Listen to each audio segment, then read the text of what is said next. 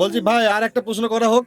হ্যাঁ, বলছে একটা ঘোড়া বাংলাদেশে ঘাস খায় আর ইন্ডিয়াতে বর্ডার আছে, বাংলাদেশে ঘাস খায় আর বর্ডার পার করে ইন্ডিয়াতে জল খায়, তাহলে এই ঘোড়াটা যদি বাচ্চা দেয়, ঠিক আছে, ওই ঘোড়াটা যদি বাচ্চা দেয়, ওই বাচ্চার মালিক কে হবে, মানে বাচ্চাটার হকদার কে হবে, ইন্ডিয়া না বাংলাদেশ? দেখতে হবে তো কোথাকার ঘোড়াটা, ঘোড়াটা কোথাকার, ঘোড়াটা বাংলাদেশে। ঘোড়াটা যেখানেরই হোক, আর এইখানে ঘোড়াটা যেখানেরই হোক, ও ঘাস খায় বাংলাদেশে আর জল খায় ইন্ডিয়াতে, তাহলে ইন্ডিয়ায়, ইন্ডিয়ার হবে না? হ্যাঁ। কি কি কি করে ইন্ডিয়াটা হচ্ছে? জল খাই বলে? হ্যাঁ, আপনি কি বলেন? বাচ্চা দিলে কি বলে? জল খাই বলে, হ্যাঁ, জল খাই বলে এদিকে আসে, হ্যাঁ হ্যাঁ? এইদিকে বসে। ঘোড়া ডিম হয় নাকি? ঘোড়া ডিম হয়?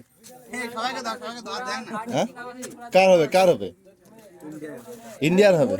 আপনি প্রশ্নটা আগে শুনো, দাঁড়াও। একটা ঘোড়া বর্ডার থাকে, তো তো বর্ডারের ওই পারে বাংলাদেশে ঘাস খায় আর জল খায় এই পারে এসে ইন্ডিয়াতে, তাহলে ওই ঘোড়ার যদি বাচ্চা হয়, ওই বাচ্চাটার মালিক কে হবে, ইন্ডিয়া না বাংলাদেশ? ইন্ডিয়া। কেন বলি, বাচ্চা হওয়ার সময় জলের দরকার, হ্যাঁ, ঠিক? জলটা না শরীরের মধ্যে না পেলে কিন্তু বাচ্চা প্রবেশ করতে পারে।